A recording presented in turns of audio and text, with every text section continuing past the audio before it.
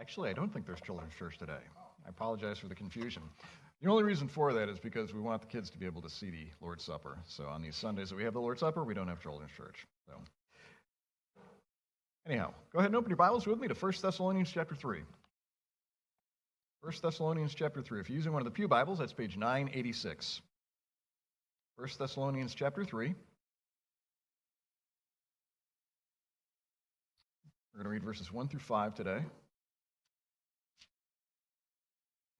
1 Thessalonians chapter 3.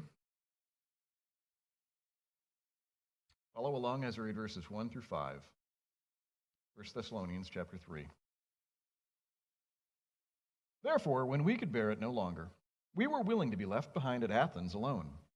And we sent Timothy, our brother and God's co-worker in the gospel of Christ, to establish and exhort you in the faith, that no one be moved by these afflictions, for you yourselves know that we are destined for this.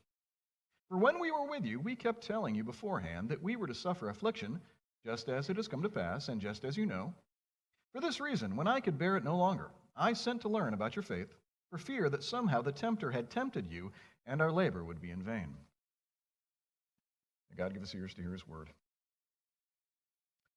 Have you ever experienced something that you would describe as a very unpleasant surprise? Have you ever gone through something and the thought struck you, this is way more difficult, this is way more painful than I ever expected? Ever been there?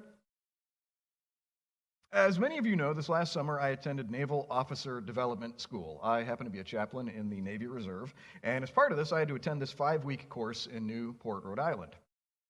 Now, before I arrived at officer school, I thought it would be similar to, say, a seminary class with maybe just a little bit of physical fitness